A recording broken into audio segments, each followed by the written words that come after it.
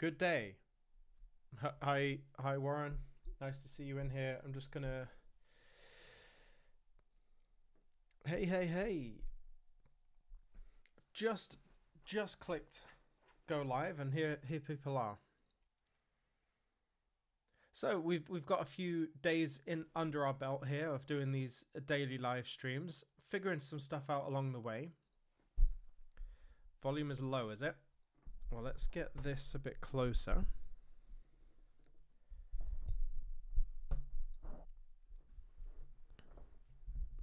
How's that? I'm assuming that's a lot better. Cool. So yeah, I mean, we've got a few days under our belt here. It's been relatively easy for the first few days. The difficulty I'm kind of coming across here is that when there's not much going on and there's not much information and news, what do you talk about? So these are the natural hurdles that you see when you start trying to live stream, and it's been fun so far.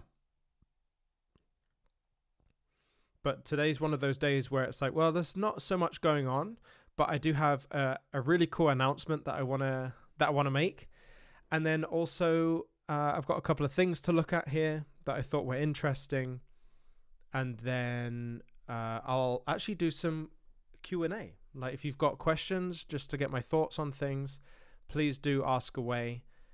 But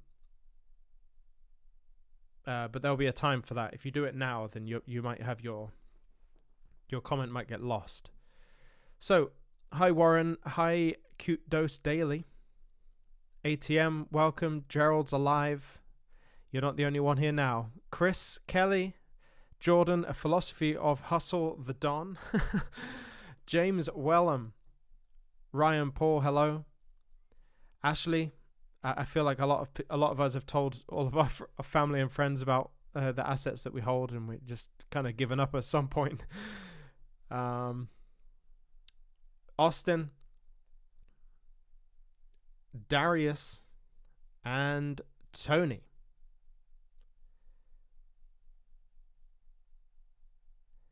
Welcome. And Paul. And Adrian.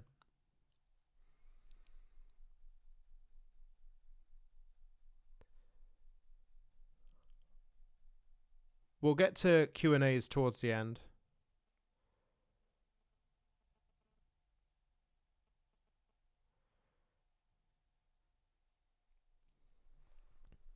But yeah, I guess, well, should we, let's start with something that I think's quite,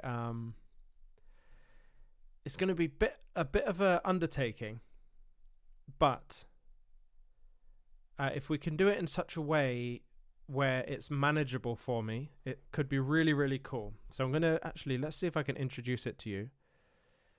How are we going to do this? I think I'm going to have to actually just download something.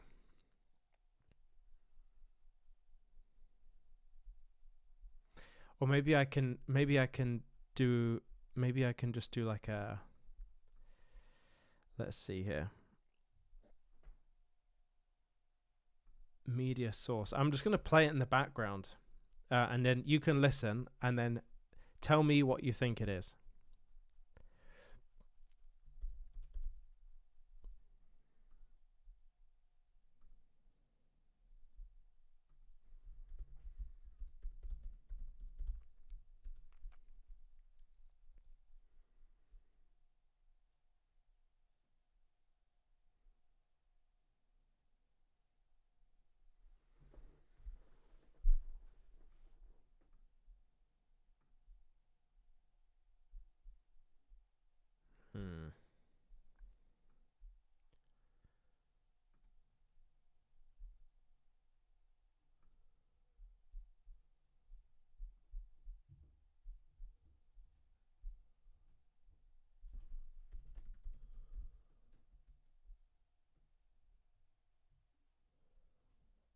I'm going to find it.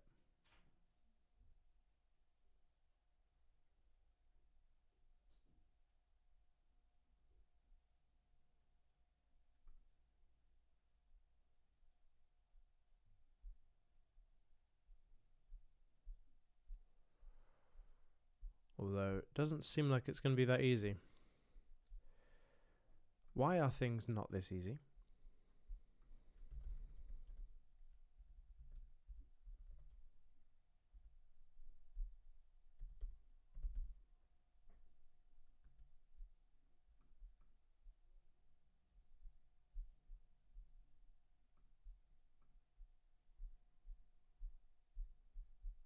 I got it. I actually got it.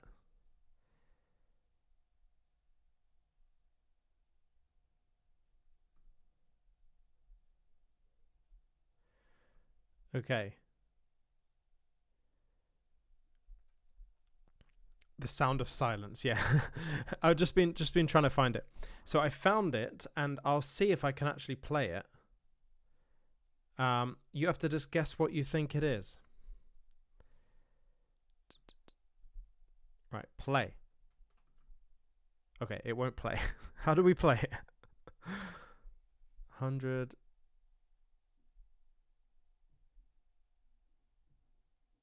Okay.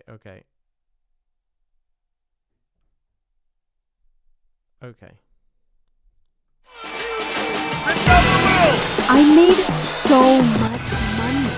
This is why we talk about the macro. I don't know anyone who does what you do. What's the point in making all that money if you don't have the time to spend it? You gotta get me on the show.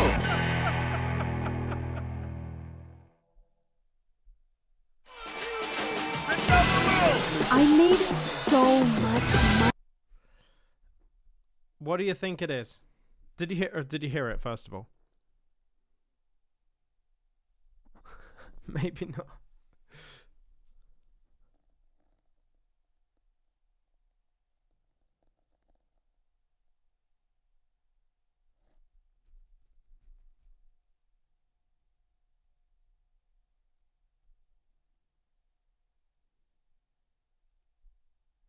So that was the intro music to a new series we're going to do on the live streams.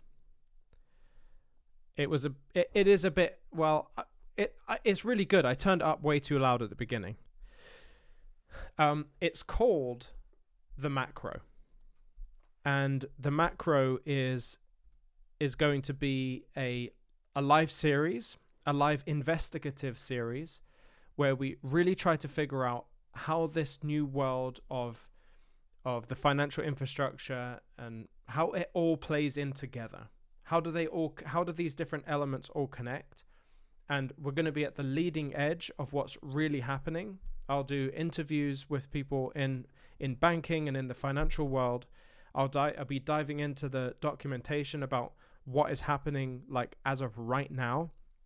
So you'll have the most up-to-date understanding of, no one else will be talking about this stuff when I'm talking about it.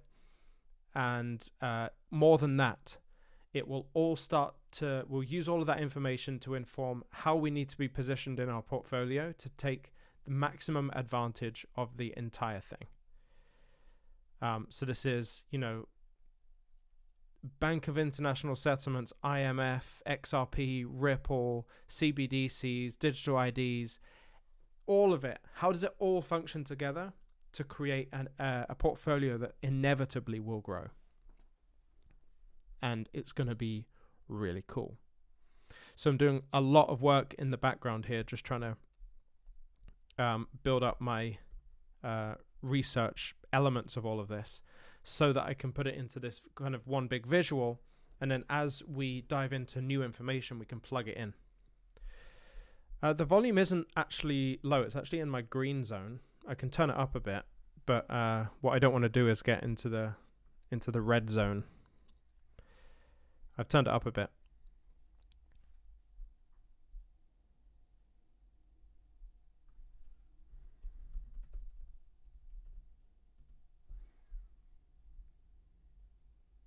It shouldn't be low. I don't know. Should be fine. Okay, good to see you, 268J. Thanks for being here. It's been a while. Right. So I saw something. If we just get into it.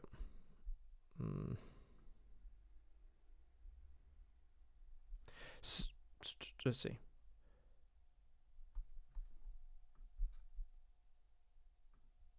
So it seems like HMRC and the legal system in the UK are going even deeper into your freedoms and your privacy. And there's a little explainer here about HMRC's shocking legal powers in 2025. Let's get into it.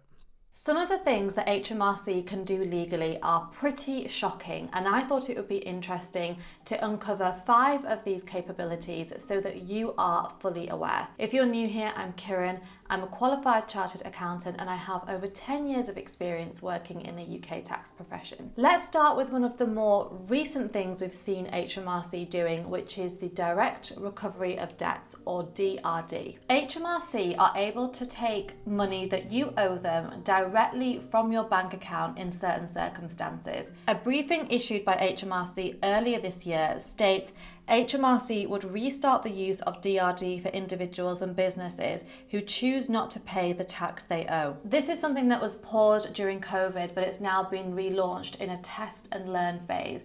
And it means that where a business or an individual owes £1,000 or more to HMRC, HMRC has the ability to take that money directly from that person's bank account or from their ISA. Oh my God. Oh my God. No, look, don't get me wrong. I think if you've got tax to pay, you should just pay the tax. You pay for the life that you have in the country that you're in. If you don't like it, you can leave and you'll pay a tax for a different type of life. However, the government should not be going into your bank to take it like forcefully without your consent. It should be your choice to pay the tax. If you don't pay the tax, you put yourself up liability wise to be in trouble. They shouldn't go into your bank account and take the money. Like, the result is the same where you pay the tax, but one is overreach and the other one is tax as part of freedom. That is crazy.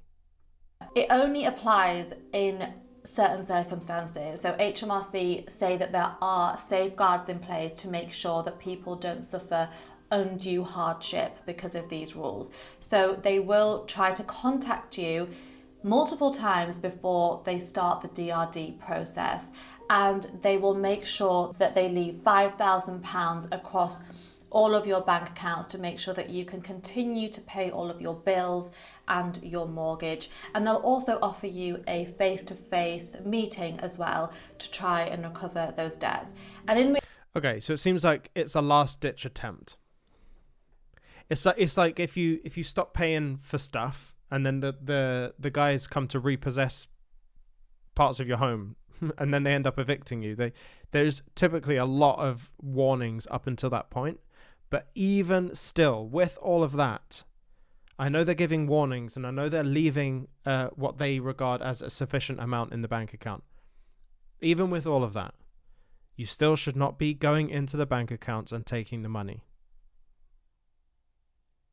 Simple stuff, HMRC, come on. In reality, this will only impact a minority of people because the vast majority of people do pay the taxes that they owe. But having said that, this is something that HMRC are committed to, because as at December 2024, HMRC had £44 billion in unpaid taxes.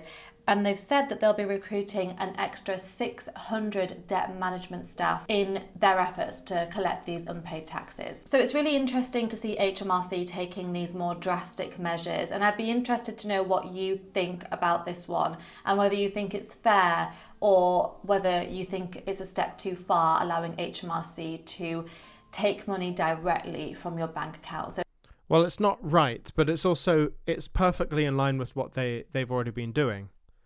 So if you think about HMRC in 2026 in January, they're essentially going to have a feed straight into the crypto exchanges, into HMRC. So HMRC know exactly what you're trading, exactly how much profit you've made. therefore how much tax you should be paying. You know, this is going to increase the amount of people who are not paying their tax, because now it's all going to be revealed. These people are going to be revealed as not paying their tax. And so I think they're not just, you know, hiring 600 people to do debt management or debt payments or whatever she just said. They're hiring those 600 because of the increase in the data that they're going to have, not just from this, but from their whole AI system, the whole crypto asset reporting framework that they're putting in place in January. There's going to be a massive uptick in the amount of data that they have, and that's informing how they should be hiring. And that's exactly what they're doing. They're preparing for this crazy time that's going to come where everyone's in trouble for tax. Leave me a comment, let me know your thoughts. Next is the collection of data from crypto exchanges. I've spoken about this before, but just a reminder that very soon, from the 1st of January 2026, HMRC will have more visibility over your crypto transactions. And that's because the UK is joining the International Crypto Asset Reporting Framework, which will be brought into law from January 2026. And even if you're not in the UK or you hold crypto outside the UK, HMRC will still get the information from the exchange, even if it's not a UK exchange, because of this crypto asset reporting framework.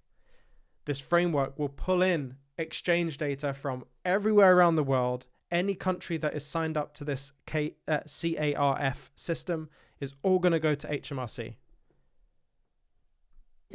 And it means that crypto exchanges will start collecting and reporting on your personal information and also your crypto transactions. So they will share with HMRC information like your name, your address, your national insurance number, and a summary of your crypto transactions. So all of that means that HMRC has more visibility over who you are and your crypto activity. There's no new tax, but it means that HMRC can enforce the rules to make sure that you are paying the correct amount of capital gains tax on your crypto gains, and also the correct income tax on any crypto that you earn from employment, mining, staking, or lending. Now, yeah, so there's a really important thing here that I think, you know, this is an inevitability. This is just what HMRC and what should happen, really, if we're moving into the world of decentralized crypto all the way into centralized cryptocurrency. This is an inevitability. It's going to happen. And so when people talk about HMRC and how much tax they're going to have to pay, there is this whole vibe about it that this is bad because we shouldn't be paying tax. No, because we should be paying tax, right? You should pay the tax. It's the law of the land. You might not like it, but you've got to do it. So all this is doing is revealing the people that should be paying tax and holding them to a higher account. For me, it starts to get weird when you start talking about how, reaching into accounts or looking over social media to see if you're living a life that has a lifestyle cost that is higher, suggesting if you do owe tax, why aren't you paying the tax? That's when it gets a bit into a grey area for me. So when people don't understand what the problem is, really, there isn't necessarily a problem with paying tax. The problem is the methods by which they corner you, where, you know, they're tracking your social media, they're looking into all data about you that's not necessarily even related to the finances. It just gets a bit into a grey area. And it's also, you know, they don't have to raise the tax percentage here because they've already done that. Like, they've already been raising the taxes. They've already been reducing the capital gains tax allowance that we have, which is now £3,000. That's all we get. It was £12,000 about 6 years ago, and it's £3,000 now. That's one thing. HMRC here are simply just trying to squeeze more money out. If you put water in a towel and you don't squeeze it, then the water's going to hold in the towel. But if you squeeze it and then you fold it over again and you squeeze it again, you're going to get a little bit more out and a little bit more out. And it seems like for HMRC, there's about £16 billion that they could squeeze out the towel. So you can bet your bottom dollar that that's what they're going to do. They're going to squeeze that towel even more. And it's not necessarily wrong. It's not a wrong thing, because they're just being efficient with their tax collection. But when you start encroaching on privacy and freedoms, I don't know, it just gets a bit weird for me. Let's talk about HMRC's ability to tax your savings interest directly from your wages. This isn't a new tax, but HMRC are more committed to taxing savings interest, because from April 2027, banks will be required to report more of your financial information to HMRC, including your national insurance number. And that's so that HMRC can make sure that they are taxing everybody's savings interest without missing anyone. As a reminder, your savings interest is taxable when you exceed your personal savings allowance. It's not the savings themselves. Isn't it crazy that we have a savings allowance? Like how much you're allowed to save before you get taxed? Listen and think about it. You work, you get taxed on your salary. You buy a house, you pay a tax. You buy anything from the shop, you pay a tax. And even with all the money that you manage to save at the end of the month, if you save too much, you get taxed. There just needs to be it's also like almost like an oppressive feeling, where you can't do anything in your life without just, oh, there's another tax here. Oh, there's another tax there. Oh, there's another one here. Oh, wait, my parents died. We have to pay a tax? Like, can I not just like have my parents die and then just try to mourn that instead of having to do all this? Or like, I'm inheriting this everything my parents worked for, I'm inheriting it. Oh, I have to pay a tax? It's like everything. It's just, and that's why the UK feels so bad to live in right now. And that's, like the government just wants to keep you poor. They want to keep you in this state of like dependence on the state. And how they do that isn't by saying, okay, we're going to raise the taxes. It's, we're going to raise the taxes. We're going to reduce your capital gains tax allowance. We're going to tax you on your savings. And if you're a landlord, we're going to tax you so that it's hard to make any money from owning property, because actually we want to reduce the amount of people that own property. We want to own the properties, and we want our banks to own the properties, and we want you to be renting, because after all, we don't want anyone to own anything. Oh, and if you're going to buy, if someone's going to die in your life, you've got to pay a tax. If you're going to inherit anything, you've got to pay a tax. And it's like that scene from Star Wars where Chewbacca and Han Solo and I think Anakin is there, and the walls are closing in. They're in the trash, and then the ceiling and the floor start to come in, and it's going to squeeze them out. That's how it feels. And when you create that environment, you create a system that has high pressure. And when there is high pressure, you will get people leaving. Like, it's a high pressure environment. Just like they found the door and they left, because otherwise you would just die and suffocate. This is what they do in Star Wars. They find the door and they get out of there. And that's what people are doing. They're finding the door in the UK and they're just leaving to another country. And then on top of all of that, as they leave the room, the leader of the country, Keir Starmer, is looking at all of them and saying, anyone else want to leave? Like, if you want to earn lots of money here, this is not the place to be. You know where the door is. Everyone can leave. It's insane. And, ATM has just said here, soon we'll be taxed for breathing. We actually are being taxed for breathing. The fact that we are alive means that we have to pay a tax. And it's not necessarily that, I could argue that, if you own something, why do you have to pay tax on it? It's yours, especially if you own land. But ultimately, the way that this world operates and the system that is operated, even if you own the land, if you don't pay the tax on that land, and you continue to not pay the tax on that land, you will find out who really owns the land, because you don't. They make you feel like you own it by having a deed, but ultimately, in the end, it's not you that owns the thing. And so we are in this system. It's completely out of our control. We do have to pay a tax. just simply by being alive, we have to pay tax. And to make things worse, they add on all the other things and then squeeze the towel so that, they're squeezing every pound out of this whole thing, every dollar out of us. And in the case of the UK, squeezing us out of the country.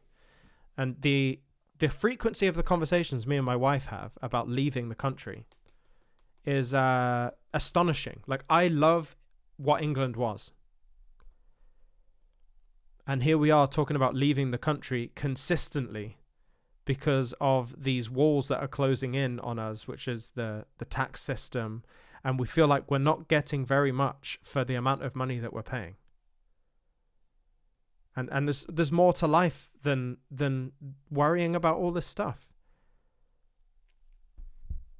HMRC do currently tax savings interest, and they deduct it automatically from your salary. But at the moment, they can't always link the interest that's been received to a taxpayer's records. So that means that they are missing out on taxes. But by having your national insurance number, they say that they can more reliably link the interest received to a taxpayer's records, and so they can make sure that they are collecting the right taxes. So it's your job to understand the rules around how savings interest is taxed, to understand what your personal savings allowance is, because that changes depending on your tax bracket, and then to protect your cash to the extent that the interest that you receive on it exceeds your personal savings allowance. There are things that you can do to protect the interest that you earn from being taxed. For example, by putting the cash into a cash ISA. Next, let's talk about big data. HMRC's Connect system is something I want to mention because this Connect system is what I was talking about regarding how they can use AI to scan your social media and everything you do in life to find the disparities between your current financial situation in reality and the lifestyle that you're living. And if you live or seemingly live a lifestyle that's higher, a higher quality of life, let's say you go on vacations, you have a nice car, they're going to basically flag you because you're not paying tax, but instead you're spending money on taxes, on things that you want. And again, this is like the gray area. There's nothing wrong with paying tax, but the methods by which they deem you, the methods that they go about discovering this feel weird. And that's what this whole thing feels like. The whole thing feels weird. I don't think many people know about this. So this is a data mining system that allows HMRC to compare what you have reported in your tax return to the financial footprint that you've left elsewhere. And then the system will allocate a risk score to you, and HMRC's Risk and Intelligence Service can use that to decide whether to investigate something further or whether they need to look into your tax affairs if they think that you're not telling them about something. So I think sometimes people are surprised that HMRC can see more about them than they think, because HMRC have technology at their disposal that allows them to pull together an impression of a person and how much money they're making and what assets they own, and then they can compare that to a person's tax return and really get an idea if that person is paying the correct amount of tax or not. So just remember that everything you do does leave a financial footprint, and HMRC is able to see that. Next, and again, that only gets easier for them with digital IDs. I want to touch on digital ID cards. This hasn't happened yet, but the government recently announced a mandatory digital ID card system for the UK. It said that it would help to crack down on illegal immigration because you would need a digital ID to be able to work in the UK. But the government have said that HMRC has an active role in supporting digital ID initiatives. Of course they do. But this digital ID, I don't know how on earth they're going to manage to push digital ID through with a minus 13% approval rate. Minus. That means there's basically 2.8 million people who proactively don't want digital ID. That's not people sitting on the fence. That's not people who are like disagree but quietly. This is people who cared enough to interact with a government petition to stop this happening. 2.8 million. It's a very high percentage of people in the UK to do something like that. And the digital ID thing just seems so unnecessary. And the way they're doing it is not the right way to do it if you're going to do it. I think eventually you end up with a digital ID.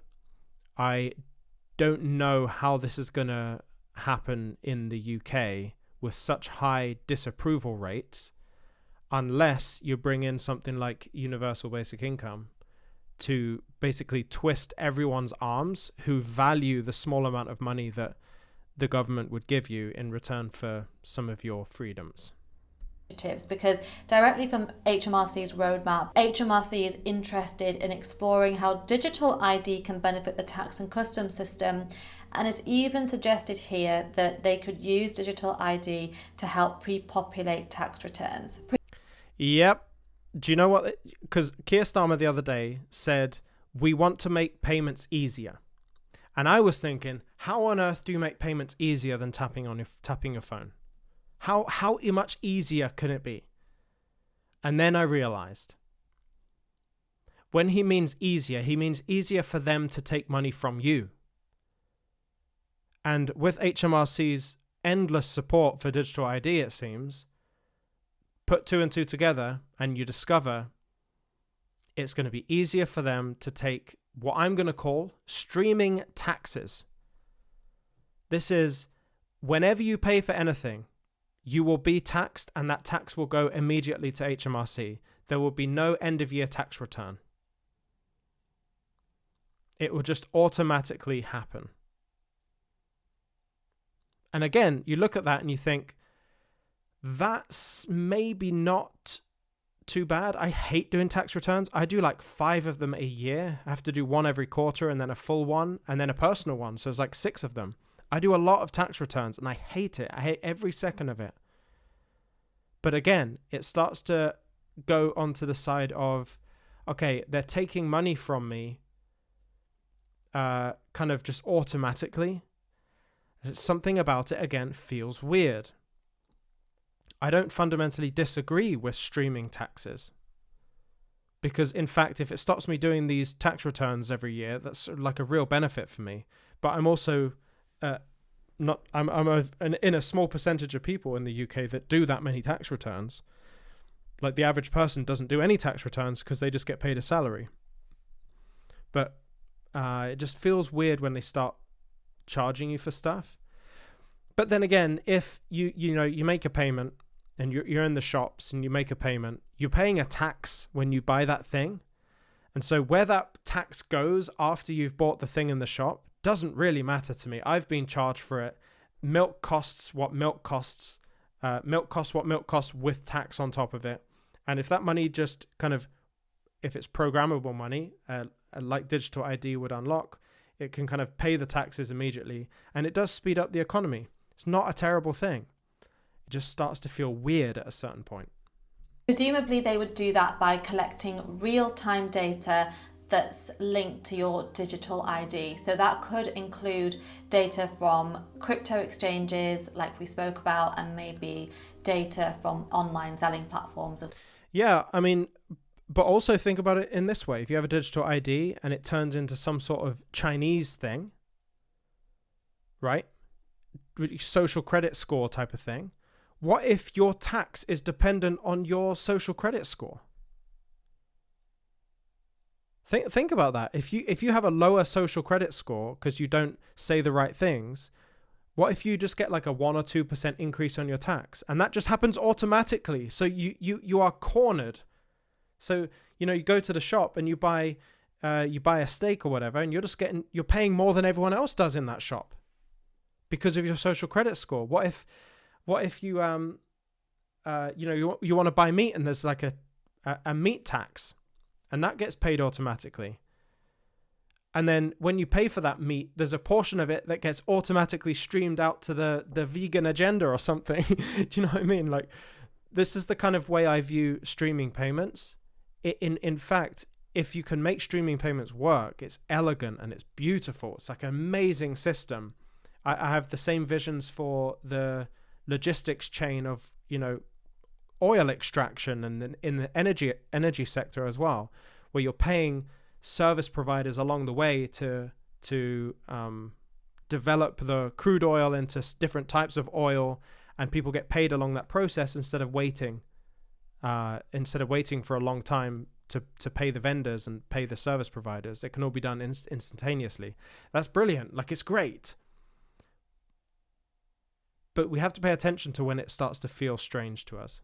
As well. All of that would help the risk of error in the tax return process, and HMRC think that it would help them to generate additional tax revenue. But at the same time, how can a taxpayer know that all of the eligible reliefs and allowances have been taken into account? Yeah, because they're more than happy to take the money from you, but not so happy to tell you about all the ways that you can reduce how much money you're paying.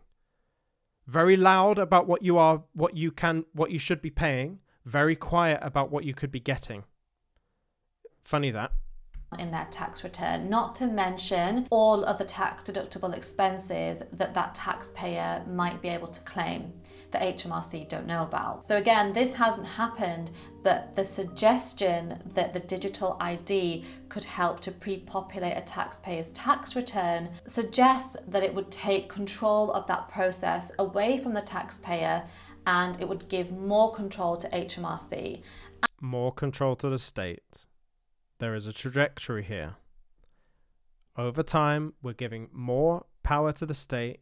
We have, as a population, higher reliance on the state, lower abilities in and of ourselves to take care of ourselves, and you end up just relying on the state, and they can do whatever they want. They're going to say, well, you shouldn't really be owning houses, it's bad for the environment, or some stupid thing like that. So we're going to buy back all of your houses. We're going to give you £10,000. We're going to buy your houses. We're going to give you reduced rent, lower than your mortgage for the rest of your life. And that'll act as like a basic income thing. And maybe you get £1,000 a month or something per household. And, you know, you do all of that. Yeah. And then everyone will go, okay, yeah, I don't know how else I would manage my life on my own. So yeah, okay, let's do that.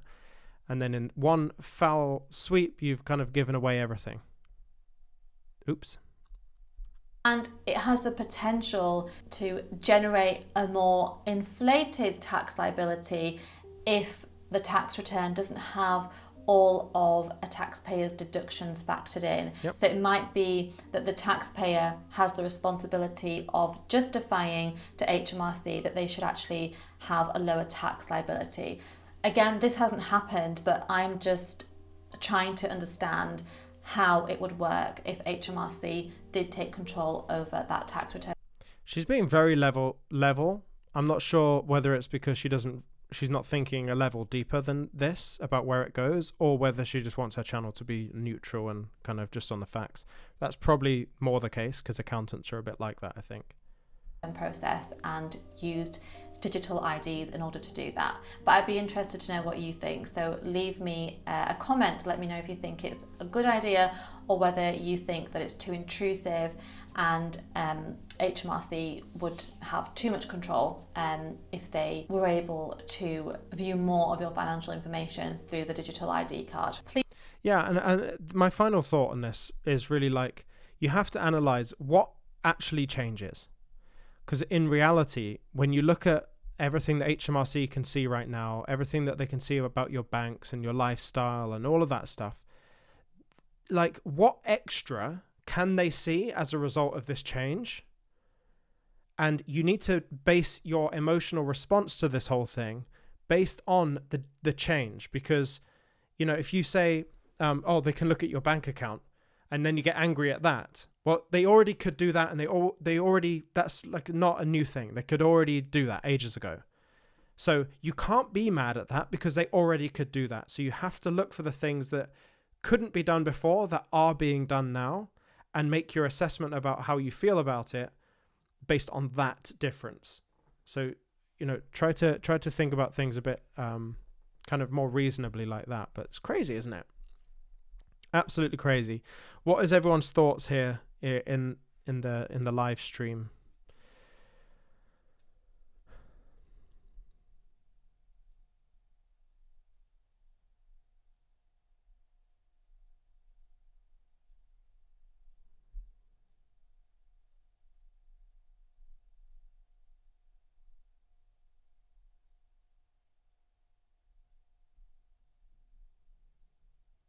And it's certainly something to explore, actually, now I think about it. If they are going to have these streaming tax payments, how are those payments going to be processed? That would be a really interesting thing to start learning about. And again, like I just want to again promote this new series that I'm going to do on my live streams. I don't know how long it's going to go on for. It might be a short series, but it will be live breakdowns of research that I'm doing to figure out stuff like that. Like if we're going to have this inevitable system where the tax system is really just against us and the state is just taking over control, there will be a way to benefit from this whole move financially. So who is going to benefit? What assets are going to benefit? What companies are going to benefit from this? And that should inform us how we should build our portfolios to take advantage of this big thing that's moving. So that's going to be called the macro. I hope you'll kind of come in for that. It's going to be hopefully a nice little consistent thing for a week or two where you're really at the forefront of understanding all this stuff.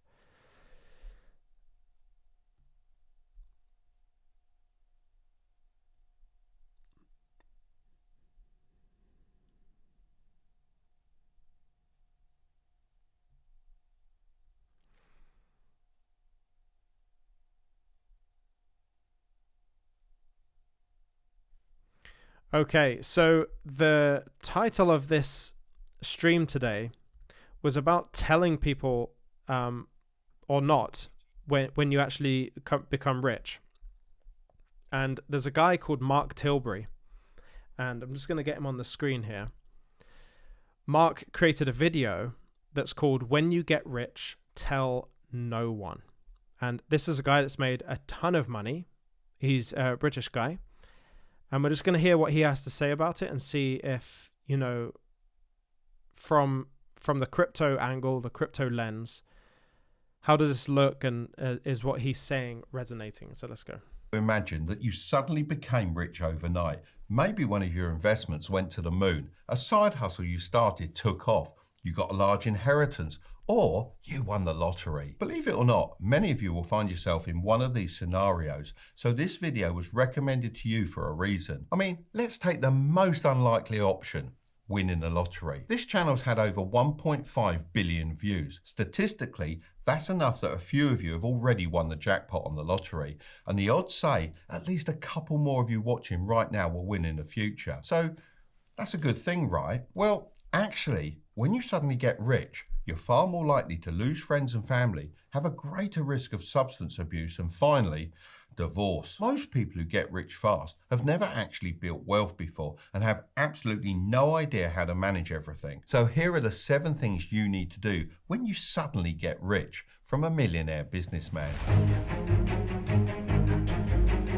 I know it might be tempting to go screaming it from the rooftops and rubbing it in your enemies' faces, but the absolute best move is staying as quiet as possible and telling no one. Privacy is really your main priority at this point.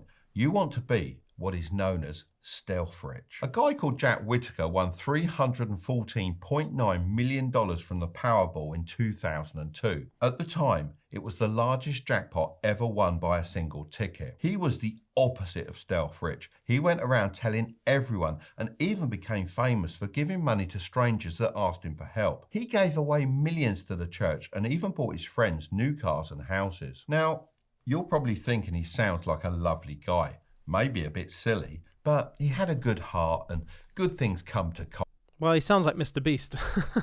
kind people. Well, that couldn't be further from the truth. His wife divorced him, friends abandoned him, and his granddaughter, who he spoilt with money, tragically died from an overdose.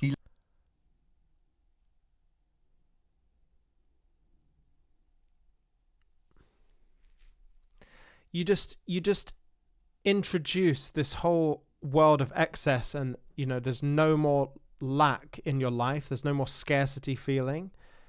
What's inside a person will just come out stronger, right? That is just that's terrible. Later admitted that being too much of a nice guy destroyed both his fortune and his family. So now you understand the importance of being stealth rich. How do you actually do it? Well, even if you keep this as quiet as possible, some people will still suspect you. It's like those TikToks that say, I won't tell anyone when I become rich, but there will be signs. This means you'll become far more likely to get robbed, sued, blackmailed, or scammed. Once people know you have a bit of money, they descend like vultures. Trust me, I've experienced it. They say this is because money changes people. However, over my years, I've realized that money actually just reveals who that person really is. The only person you should tell is an attorney. Make sure you get a good one that specializes in trust and estate planning. A trust can save millions in taxes and provide a healthy layer of privacy. A lot of people will tell you not to quit your job. However, I disagree. If your job isn't bringing you satisfaction, then quit the job. Don't quit working, but quit that job. You could even wait for the perfect moment when your boss is pulling a power trip like, you need to step up your game if you want to continue working here, and then quit gloriously. But please go and find another job that you actually enjoy, at least for a bit. When people quit work... Yeah, I mean, what I've found, and I'm by no means like mega rich, but I think I've done, certainly in comparison to most people my age, I've done very well. You know, it's really difficult for me to grasp the idea of not working. Like when you talk about retiring, it's like, I don't want to, that is the last thing I want is to retire. Like I love to work. The thing that we actually want, and I think most people want to work because we have this desire within us to contribute to the world that we live in some meaningful way. And if you're just sat there not working, you're not feeding that core desire in humans. But what we do want is not to retire and stop working. What we really want is to have the freedom and the flexibility to work on whatever we want to work on without fear of success or failure. Like if you could just dive into a new business, a new project that you have, a new vision that you have, and you have no fear about the financial repercussions of you doing that, on a scale of 1 to 1 million, that is 1 million on the life satisfaction scale to me. To have zero financial repercussions for you know, diving into something completely. Like I've got a book. I've got a nice leather-bound book. It's a Mont Blanc book, and it's got listed all the things that I want to do. I would love to just go through that list and say, okay, I want to swim the English Channel, so swim from England to France. I'm going to dedicate the next year to just training. Like I'm going to have a coach. I'm going to set it all up. I'm going to swim every day. Like I'm going to swim all day, every day, just to practice to do this thing. That is ultimate freedom. That doesn't mean I'm not working. I'll be probably working harder than I ever have worked to do that. But I'm doing exactly what I want because I can without repercussions of failure. Working entirely. All they have to think about 24/7 is how they're going to spend their money. Many end up starting a random business they know nothing about because they're bored and now have the money to do it. Some people even buy restaurants and end up on Gordon Ramsay's kitchen nightmares. Being rich and bored is a really dangerous situation to be in. The way I've always thought of it is, if you're working, then you're not spending. So keep your life as normal as possible for at least 6 months. You need to process having all this money and not give in to the temptation of spending it. You might think this doesn't matter. You're rich now. Why worry about a few little debts when you could pay it off if you wanted to? Well, these debts can quickly start eating into your fortune, and before you know it, you'll be left with nothing. Focus on paying back your highest interest rate debts first. The main culprit here is credit cards. These often have 20 to 30% interest rates, which eat away at your money faster than almost anything else. Then you have car loans and personal loans. These are worth clearing if the rates are high. Finally, you have mortgages. Paying off their house is often one of the first things people do after suddenly becoming rich. However, this might not actually be the best idea. Well, people use debt in really strategic ways. This comes down to like a principle. Like if you have, what's his name? Gordon? I was going to say Gordon Ramsay. Dave Ramsey. Dave Ramsey's theory on debt is that you shouldn't have any debt. But then you got Robert Kiyosaki and Grant Cardone, for example, who are like, no, debt literally functions the entire way I do my business and way I live my life. Like, you have people on the complete opposite philosophical spectrums. So we have to understand that when he's approaching this, he's approaching it from his own view of debt. Cheap debt, I'm talking 2 to 3%. It might be smarter to keep it and invest instead. This is because you should be able to get a better return from your investments, and that will offset the amount the debt is costing you. So focus on clearing that high interest debt. It's a guaranteed return. Unlike investing, which can go up and down, paying off debt is the same as earning that interest rate risk-free. So use this as a reset button, and once you're out of high interest debt, promise yourself never to fall back into that cycle. When you become rich all of a sudden, the people closest to you often feel entitled to a share of it because in their mind, you didn't earn it with honest hard work. They'll start asking for loans that they often don't intend to pay back, or even come up with genius business plans they need you to invest in. Trust me when I say the fastest way to lose family and friends is to lend them money. Just don't do it. They may resent you a little in the moment, but they'll get over it. That's far better than getting into a messy situation where everyone falls out. Yeah, that's tough because one of the issues I've had personally is that I've been too loose with my money. So I am like, when I continue to grow my wealth, I want other people to participate in that growth. And so I'm always like, it's a shared game for me. So if I win, I want everyone else to win. So I want my, I want my wife's family to benefit from things I've done. I want my family to benefit from things I've done. I think I err on the side of more like on the generous side, but that's a weakness too, because if you give too much, and I have done this before, you give too much and then you end up having a few bad months or something, or something happens in the market. It's like, oh, that actually was quite expensive for me to do and I should have had more restraint myself.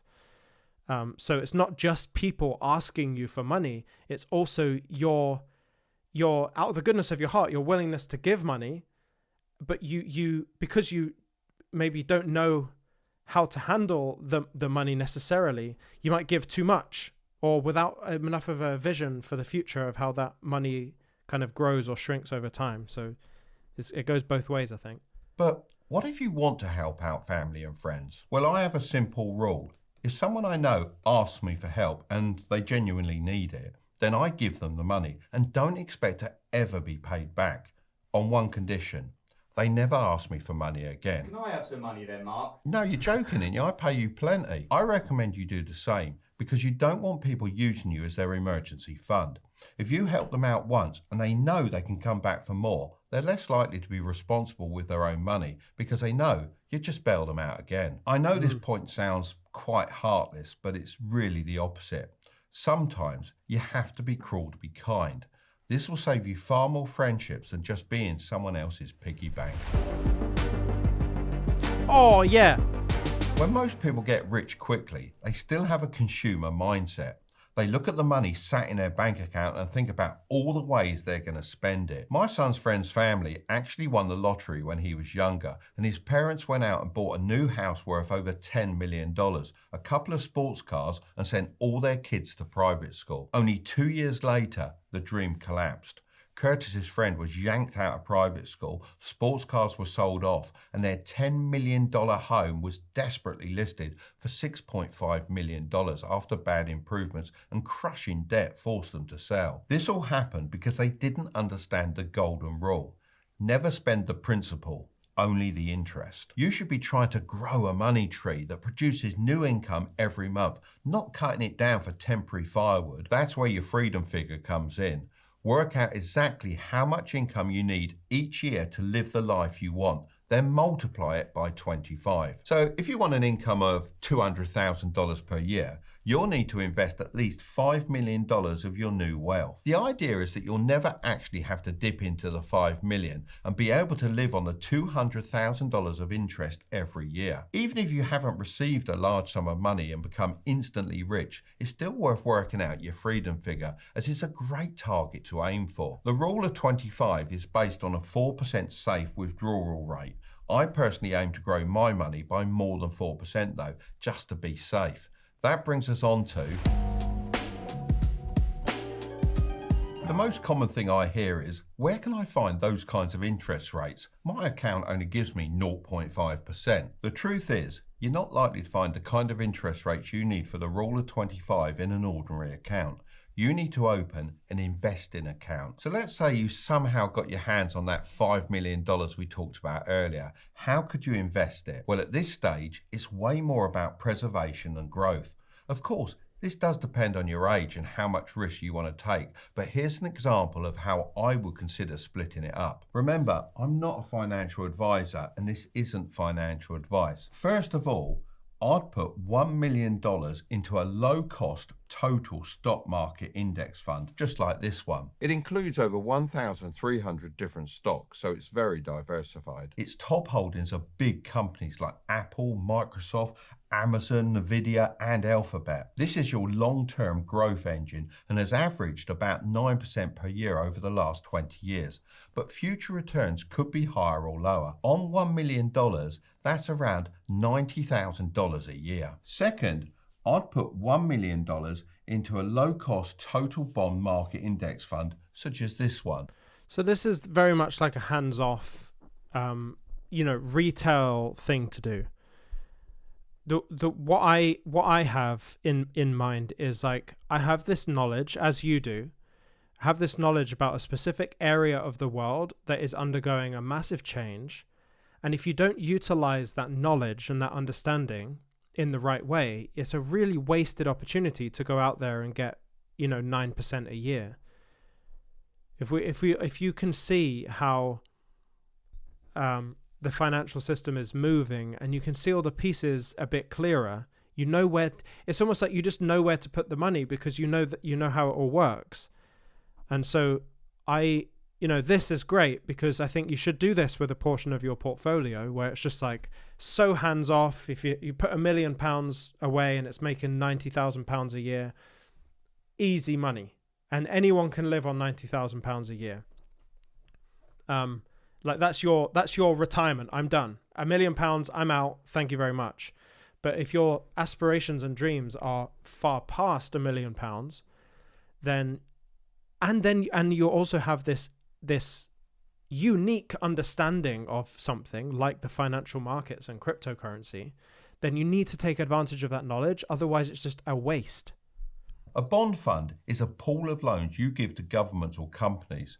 Instead of owning one bond, you own a basket of many, which pays you regular interest and is generally considered safer than stocks. This should help you with stability in the event of a market crash. Broad bond market indexes have averaged 4% returns per year. On $1 million, that's $40,000 a year. Third, I'd put $500,000 into residential real estate, like single-family homes, and another $500,000 into commercial real estate, like warehouses. I like this split, as residential real estate is great for property appreciation. US housing has historically grown at about 7% annually, so on $500,000, that's $35,000 a year. Commercial real estate is great for steady cash flow, as tenants normally stay for years and also maintain the property. If you buy right, then this historically gives returns of around 8% per year. So on $500,000, that's $40K a year. Fourth, I'd put $500,000 into blue chip crypto like Bitcoin and Ethereum. Bitcoin has been one of the best performing assets of the last decade,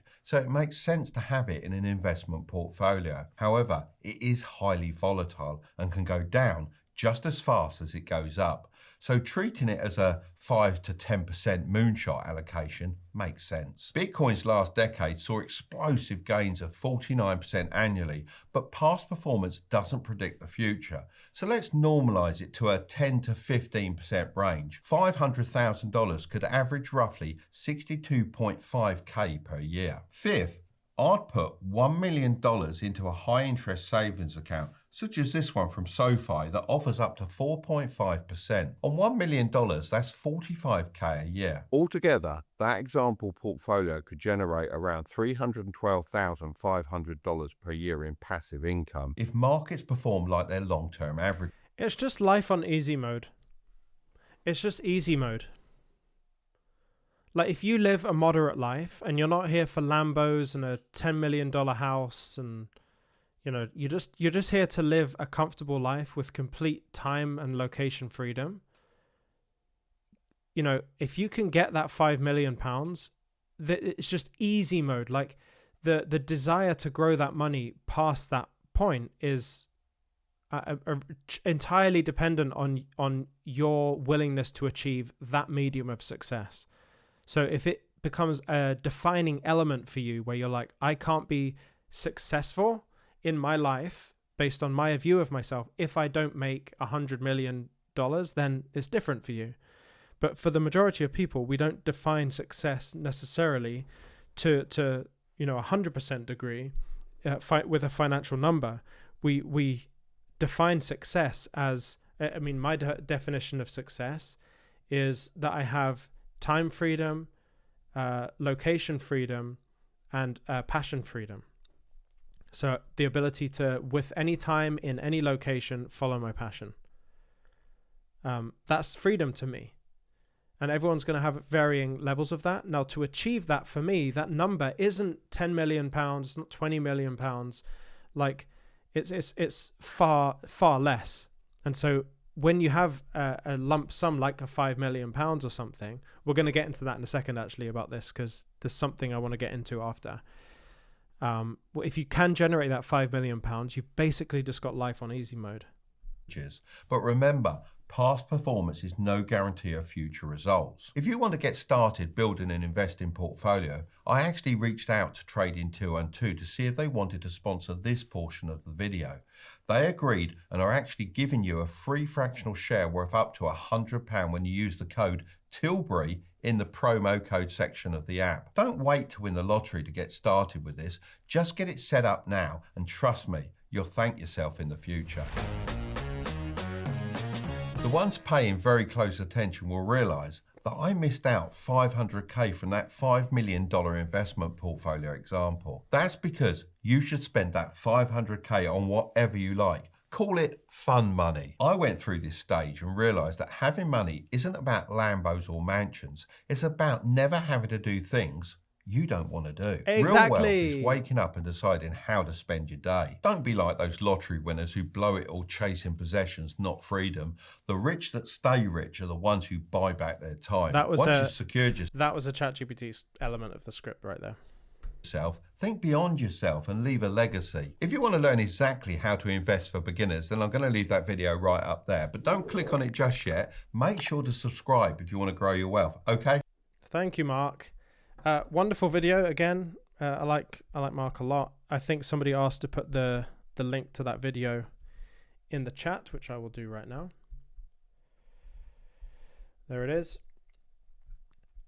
Yeah, so I mean, this is all stuff I feel like we get this, we understand.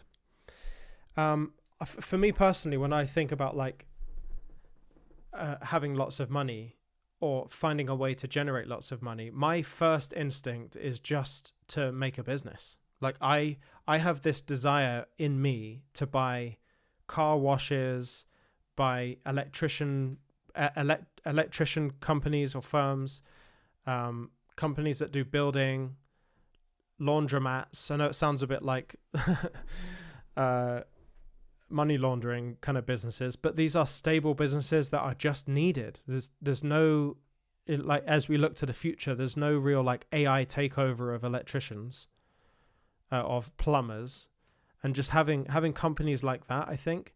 And the really interesting play here, and this is something I'm going to be getting into after this bull run, is buying these small companies where you buy an accountancy firm, you buy a plumbing company, you buy an electrician company, buy a landscaping company, or just buy loads of different accountancy firms and then you do something called a roll up. And so you roll all of the companies up and you sell them as a package to a larger entity with more money. So as a bundle, you make far more money, and you basically put them all into a group, like a group for home improvements or something, and then you sell the group. That's kind of my view, because I like business. I love business, so I want to be involved in business. And I think ultimately when it comes down to it, I think one of the highest ROI things I will ever do is, in terms of like how much money will be made for me, will be from a business. Obviously, I think I have made, and I will continue to make tons of money in crypto. But I really think a business is what's going to define my financial success. I don't know if that's a crypto business. I don't know if it's something entirely random, like rolling up accountancy firms. Something in business is kind of where my direction is, I think. So there was something I wanted to bring to you here that is going to be, I think, kind of eye-opening. So I'm going to search for it.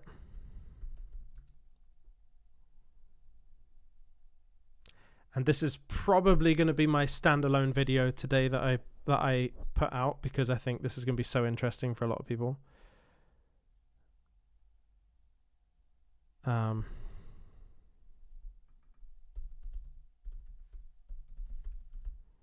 No, bear with me a second here. Let's read some of the chats. Yeah, should invest in business. Absolutely. Lewis Gow of the UK. I know. My wife and I talk about it every day.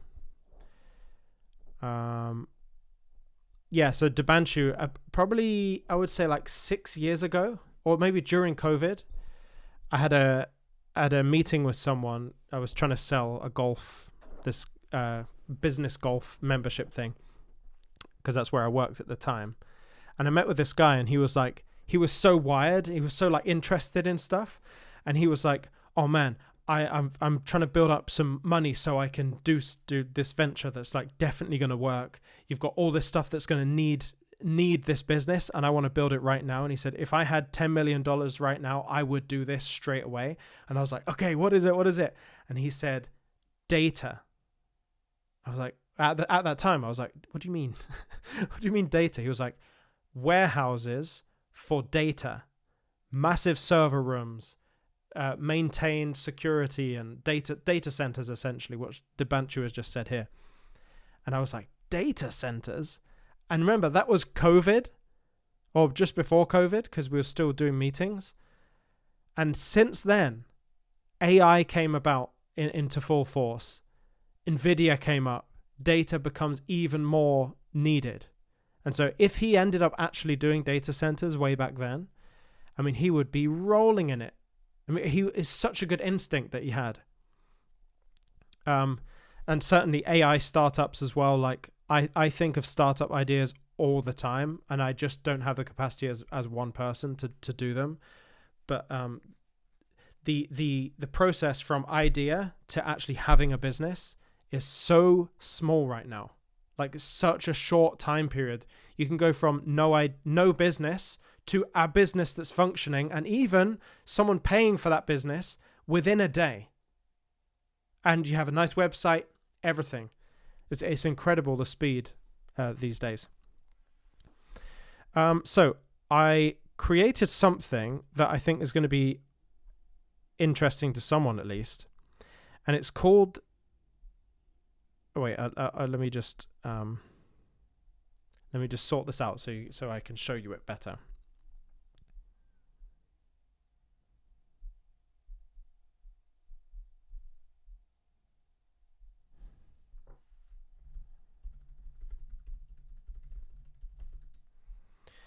So it's basically... I'm gonna pull it up in a second, and then we're gonna do a Q&A after this.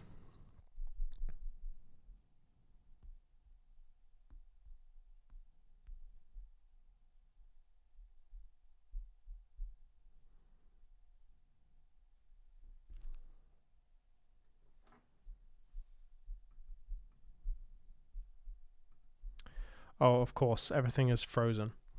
So, do you want me to let you in on a little secret here? It's a tax secret. And it's a tax secret that is utilized by people who are looking down the barrel at a $5 million capital gain. This is not going to apply to everyone in here, but there may come a time where you have a $5 million gain that you're looking at and you're going to have to pay taxes on. If I had $5 million of a gain to be looking at, I would not pay the 40% tax on that. In fact, my effective tax rate would be 0.3%.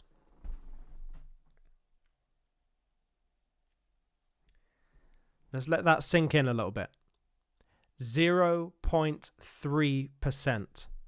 So when you see people who have tons of money paying very little tax,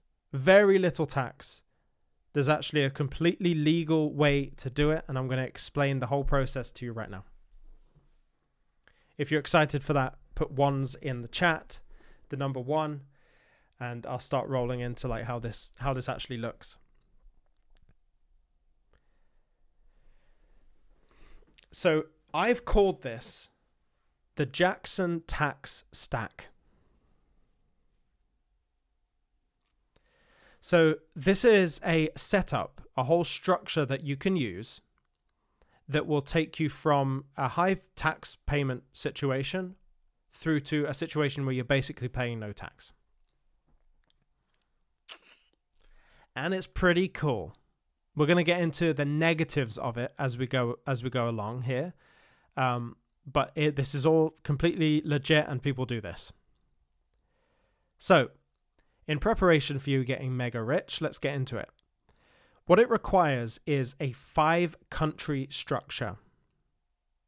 So you're essentially going to have various elements of your money sat and moving through different jurisdictions around the world so that it goes in as $5 million and it comes out as, $4.95 million. And it's gone through the whole tax system, and now you can just use that money. Like I said, it's the Jackson Tax Stack. So, number 1. Switzerland is part of it, but we're going to get into it. So, layer number 1 is where you have to have your residency. And residency is going to, the amount of time you have to be there is depending on the country where you have that residency. But the residency officially is going to be in the UAE, in Dubai. But this is just step 1. You really could be anywhere and probably in multiple places around the world when you're doing this. So step number 1 is UAE. You're going to have residency there, and you're going to have your whole business set up in the free zone. So there's the whole free zone structure that you can get. I work with people who can do that and stuff. In fact, I have the whole process made and functional and all the people in place to put this into place for clients of mine. So there's a lot of work that's gone into this. So the money flows into the UAE via a residency and free zone setup. Then that money moves into a trust or into what I'm calling the fiduciary layer in Singapore. So we've gone from UAE into Singapore. And then from the trust and that fiduciary layer, the money then moves into Estonia. And the Estonia is where you're going to have a company set up in Estonia. And there's a whole kind of compliance level that you have to follow in Estonia as well. Then the money from that company in Estonia moves down into Switzerland, where in Switzerland you have the custody of all of the money, and that's where you do your banking. So that's basically your offshore banking zone for you. And then from Switzerland, that money moves into the Cayman Islands. And this is where you have your foundation for everything. And this is where you have ownership. So you own properties or whatever you own. That is in the Cayman Islands. And so what you end up with through that structure is the ability to remove a whole bunch of tax. Like it's kind of crazy. And just to let you know as well, Estonia, when you have your holding company in Estonia, Estonia is blockchain friendly. So you're going to have the 0% tax in Dubai. You're going to have a blockchain friendly environment in Estonia. You're going to have the banking hub in Singapore. You're going to have the custody in Switzerland, which is also like the privacy layer as well, you could call it. And then you've got in the Cayman Islands, that's where you have your asset protection. That's essentially a Cayman Islands, you can have a trust set up there basically to protect your assets. And so the money flows, the revenue comes into Dubai, Dubai goes into Estonia, Estonia goes into Singapore, Singapore goes into Switzerland, Switzerland goes into the Cayman Islands, and then in the Cayman Islands, the money goes into your pocket. And that's the whole thing. So I actually created a tool. Again, I created a tool for this to kind of highlight how it looks to actually use this. So, at a certain price point, it becomes useful. And at a certain price point, it just doesn't become useful. I'm going to just try and type this in. Jackson tax stack. See if I can actually pull it up. I'm going to have to do like a sign in thing. I'm going to have to just sign into my account and then I'll show you it.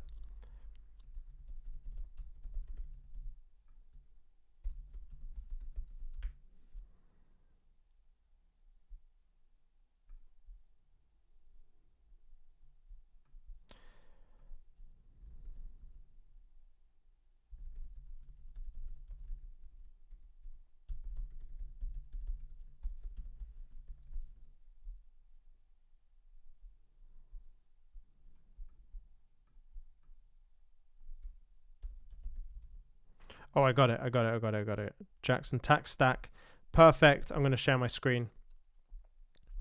So this is the Jackson tax stack. I want to show you it right now. This is how it looks, and it will just tell you whether this is feasible for your capital tax gain.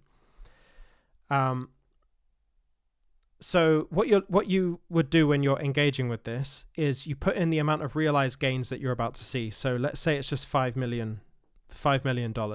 You select your country. So let's say you're in the United States and you're in the top 20%. And we're going to detail this by 1 year.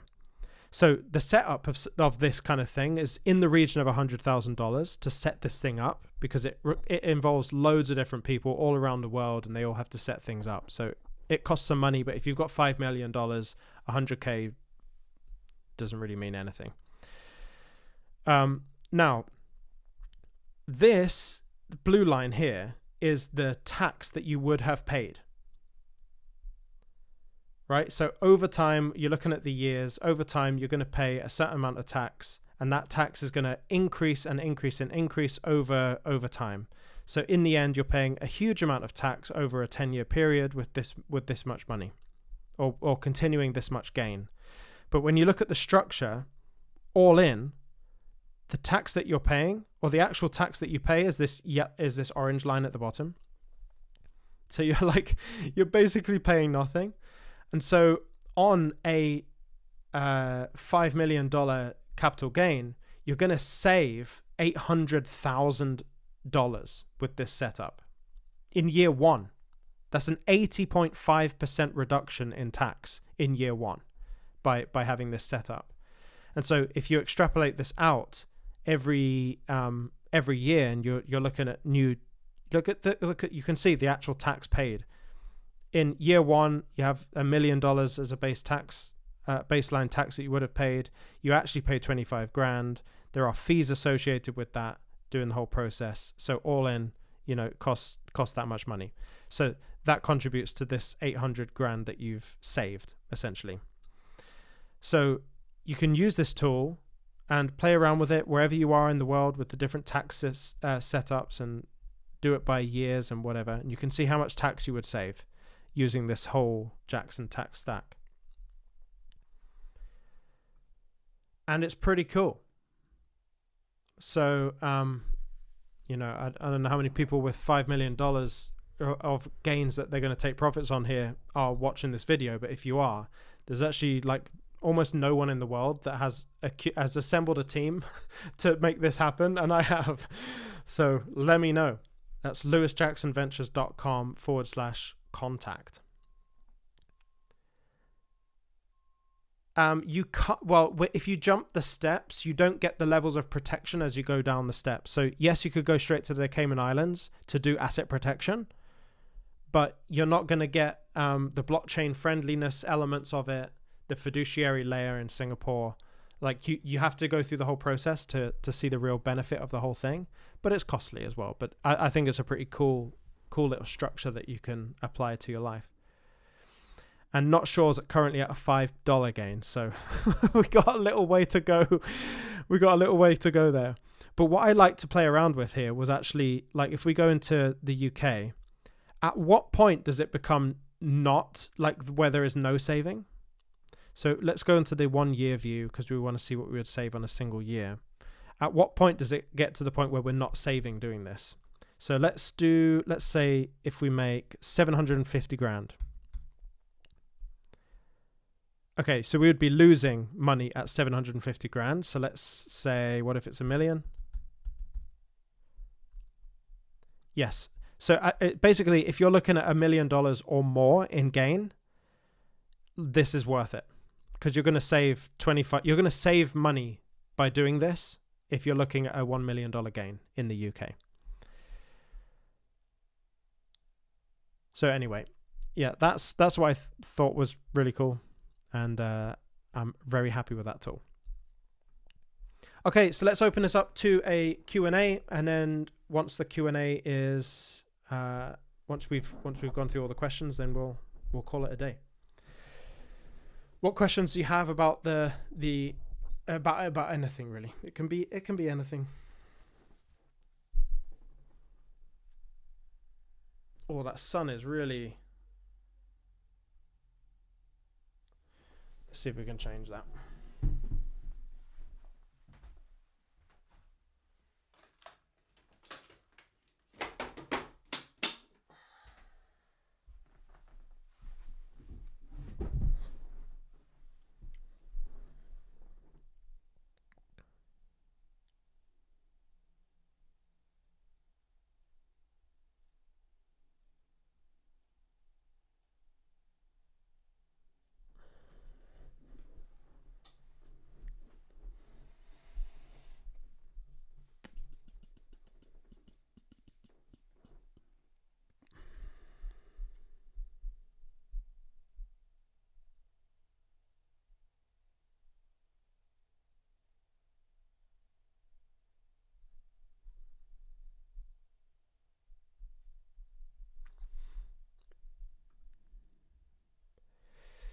All right, let's see what we have.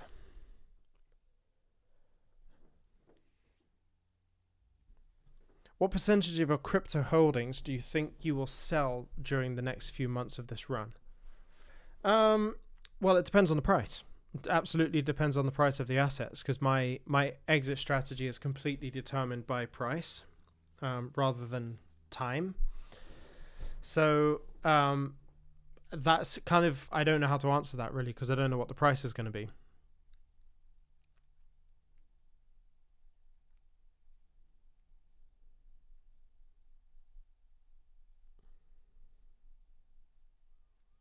But I have a setup to where the maximum amount of profits I could possibly take is 70%. That's the maximum possible. Like, it can't go more than that. And fortunately for me, the 30% that I do hold is like, if the market continues to go up, like, I'm benefiting greatly from that. So, Madars Zakis, can you borrow against your assets in the UK? You absolutely can. I just really want to strongly warn people against doing that right now. You really want to look at borrowing against your assets, in my opinion, in the bear market, because what you don't want to happen is for you to borrow in the peak of the bull run, and then the prices of everything drops down, so the value of the assets that you collateralized against is lower than their loan provider is comfortable with. Then you have to sell them your crypto and pay and maybe even pay even more than that. And you also have to pay taxes on some of those things as well. So you want to make sure you're in an environment where the market seriously cannot go down that much from whenever you're doing the loan. And then that means you're in a strong position so that when the prices start to go up, you're actually more able to pay off the loan. That's the best way to do it. So with that 5 countries set up in the Jackson tax stack, what if the law changes in one of the countries? Yeah, I mean, if something changes in that whole system, then the system would need rethinking. This is very much like this is how it is right now, and this is how you would take maximum advantage of it. Debanshu, what strategy would you recommend for crypto? Sell a few and meet goals and keep remaining in institutional custody, or sell nothing and just spend the interest earned? Well, I have an entire program built around this whole idea of building a solid exit strategy. So when to take profits, how much to take profits, how many take profit points should we have, all of that stuff. I don't believe anyone's thought about it to the degree that I have. And I've put it into a linear fashion, a course that you can take. And so I have my own theory on this. Overall, I think you should sell what you're comfortable selling and hold what you're comfortable holding, considering all of the things that can happen in the world. Like, for example, one thing that can happen is that the market never goes back up. And so are you positioned with your current strategy to not feel bad if that happened? Which means you should probably sell some. And there's a percentage there between the amount that you sell and the amount you hold that is aligned with how you view the world. So if the prices only go up from here, there is an amount that you can sell to where you don't feel guilty that you sold some. And so it's really discovering that, figuring that out. And I would say, if throughout the course as well, you build out your current financial situation, and then in very much a detailed way, your desired outcome financial situation, so you can see where the goals are, because your exit strategy should reflect the goal that you're achieving individually yourself, not what everyone else is going for. So if you think about like a $10,000 XRP, your plan shouldn't be as a reflection of the $10,000 XRP. It should be a reflection of what you need to happen for your life. And so once you've got that strategy and you've built that and it's completely tailored to you, then I would say you put that in institutional grade custody, and let them handle the exit strategy from there. Prodos, is HMRC in Switzerland too? So we would have to check. So HMRC isn't in Switzerland, but the essence of what you're asking is, do HMRC have the ability to see into Swiss companies, Swiss banks, Swiss holdings? That's what I'm going to find out here.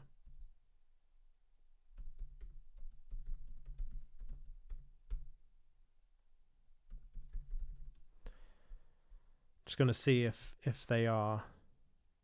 Yes. So that whole new crypto tax system that I'm talking about is called CARF, C-A-R-F. All the countries that are involved with CARF will feed into all the tax systems around the world. So Switzerland is part of CARF. And so anything that happens in Switzerland from a crypto perspective will be fed into HMRC.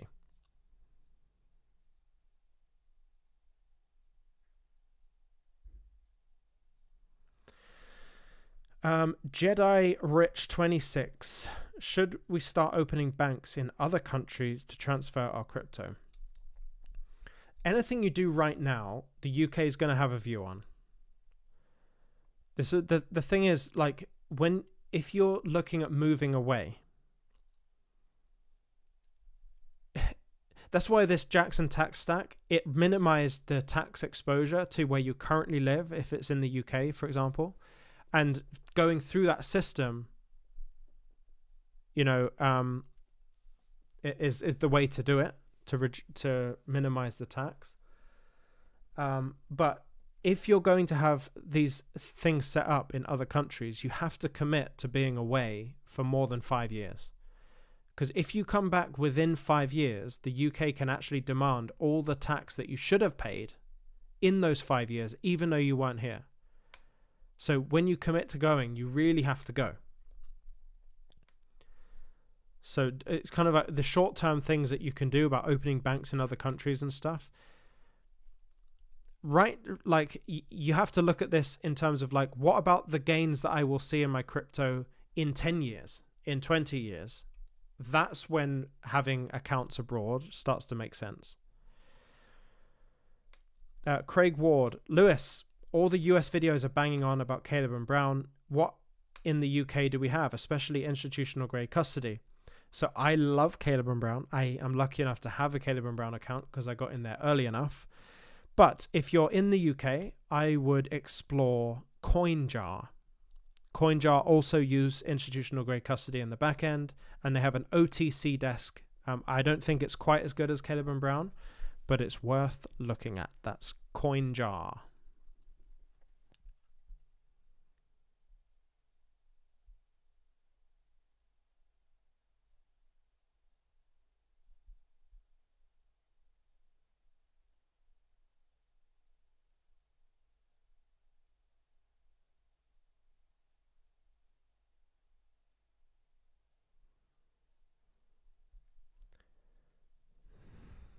No problem. No problem.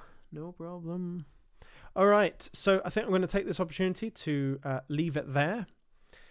Thank you all for being here again. Stay tuned for the macro, where we'll be uncovering everything that's going on. ATM, watch the macro.